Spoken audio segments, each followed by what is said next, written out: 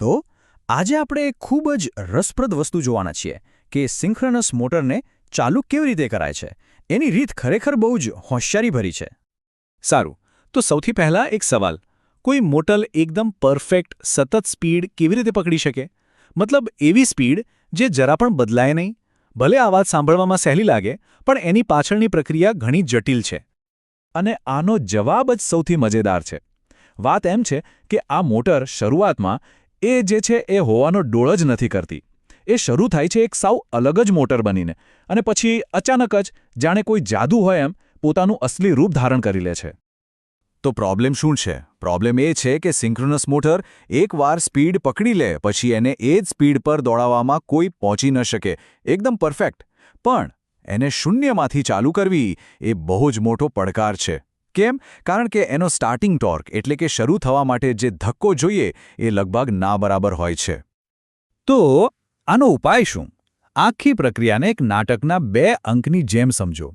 પહેલા અંકમાં આપણી synchronous motor એક અલગ જ પાત્ર ભજવે છે. એ બને છે એક સ્લિપ રિંગ ઇન્ડક્શન મોટર. અને આ મોટર શા માટે? કારણ કે એનો સ્ટાર્ટિંગ ટોર્ક જબરદસ્ત હોય છે. તો ચાલો આ નાટકના મુખ્ય કલાકારોને મળીએ. અહીંયા છે સ્ટેટર, આ છે રોટર, અને સૌથી મહત્વના 2 કલાકાર છે આ ખાસ સ્ટાર્ટિંગ ઇક્વિપમેન્ટ. આ બંને જ આ આખી રમતને શક્ય બનાવે છે. સારું, તો આ શરૂઆત કેવી રીતે થાય છે? ચાલો જોઈએ. સ્ટેપ 1. સ્ટેટરને એસી પાવર અપાય છે. આનાથી એક ફરતું ચુંબકીય ક્ષેત્ર એટલે કે એક રોટેટિંગ મેગ્નેટિક ફિલ્ડ બને છે. સ્ટેપ 2. હવે મોટરને જોરદાર ધક્કો આપવા માટે રોટરની સર્કિટમાં બહારથી મેક્સિમમ રેઝિસ્ટન્સ નાખવામાં આવે છે. અને સ્ટેપ 3. જેવી મોટર સ્પીડ પકડવા માંડે આ રેઝિસ્ટન્સને ધીમે ધીમે ઓછો કરતા જવાનું. હવે આ સ્ટાર્ટિંગ ટોર્ક શું છે એ બરાબર સમજી લઈએ. સાવ સાદી ભાષામાં કહીએ તો કોઈ પણ વસ્તુને સ્થિર સ્થિતિમાંથી ગતિમાં લાવવા માટે જે શરૂઆતનો ધક્કો જોઈએ ને એ જ છે સ્ટાર્ટિંગ ટોર્ક. જેમ કોઈ ભારે ગાડીને ધક્કો મારતી વખતે શરૂઆતમાં સૌથી વધુ જોર લગાવવું પડે, બસ એ જ વાત છે. અને અહીંયા આ કામ કોણ કરે છે? પેલો બહારથી ઉમેરેલો રેઝિસ્ટન્સ. અને આ જે બાહ્ય રિયોસ્ટેટ છે ને એ જ આ પહેલા અંકનો અસલી હીરો છે. શરૂઆતનો બધો ભાર એ જ ઉપાડે છે. એના વગર તો મોટર ચાલુ જ ન થઈ શકે. ઓકે, તો હવે આવે છે નાટકનો બીજો અંક, ધ સિન્ક્રોનસ ટ્રાન્સફોર્મેશન.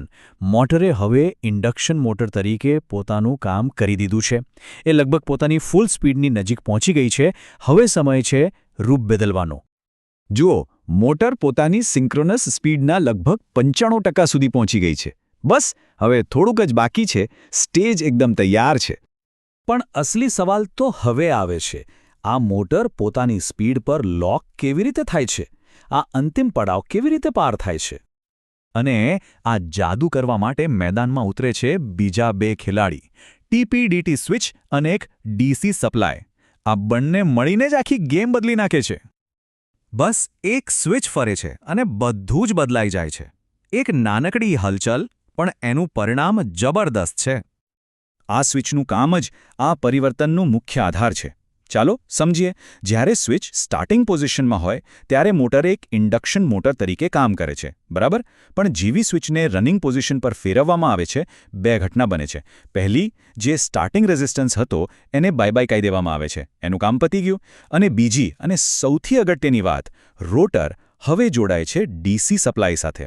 બસ આ જ એક ક્ષણ છે જ્યાં મોટર પોતાનો અવતાર બદલે છે. તો આ DC સપ્લાય એવું તો શું કરે છે? એ રોટરને એક શક્તિશાળી ચુંબક બનાવી દે છે. પણ અહીંયા એક મજાની વાત છે. સ્ટેટરમાં એસી પાવરને લીધે ફરતું ચુંબકીય ક્ષેત્ર હતું, જ્યારે રોટરમાં DC પાવરને લીધે એકદમ સ્થિર, ફિક્સ નોર્થ અને સાઉથ પોલ બની જાય છે. હવે વિચારો, એક ફરતો ચુંબક છે સ્ટેટર અને બીજો સ્થિર ચુંબક છે રોટર. જેવો રોટરનો સ્થિર ચુંબક સ્ટેટરના ફરતા ચુંબકની પકડમાં આવે એટલે એ બંને એકબીજા સાથે ચોંટી જાય છે. આને જ કહેવાય મેગ્નેટિક લોક. અને એકવાર આ લોક થઈ ગયું પછી રોટર મજબૂર થઈ જાય છે સ્ટેટરની સાથે એની જ સ્પીડ પર એકદમ તાલથી તાલ મિલાવીને ફરવા માટે. બસ આ જ છે સિન્ક્રોનિઝમ. તો ચાલો આ આખી અદ્ભુત પ્રક્રિયાને ફટાફટ ફરીથી સમજી લઈએ.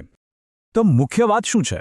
મોટર શરૂ થાય છે એક સ્લિપ રિંગ ઇન્ડક્શન મોટર બનીને, જેથી એને જોરદાર સ્ટાર્ટિંગ ટોર્ક મળે. આ ટોર્ક માટે એ બહારના રેઝિસ્ટન્સનો સહારો લે છે. જેવી મોટર લગભગ ફૂલ સ્પીડ પર પહોંચે, એક સ્વિચ ફરે છે અને રોટરને ડીસી પાવર મળે છે, અને છેલ્લે સ્ટેટર અને રોટર વચ્ચે મેગ્નેટિક લોક થાય છે અને મોટર પોતાની પરફેક્ટ સિન્ક્રનસ સ્પીડ પર દોડવા લાગે છે. ખરેખર એક મશીન અને બે રૂપ. આના પરથી એક વિચાર આવે છે, એન્જિનિયરિંગમાં આવી બીજી કઈ કઈ કમાલની રીતો હશે જ્યાં કોઈ મશીન પોતાનું કામ પાર પાડવા માટે આવો વેશપલટો કરતું હોય? ક્યારેક વિચારવા જેવું ખરું.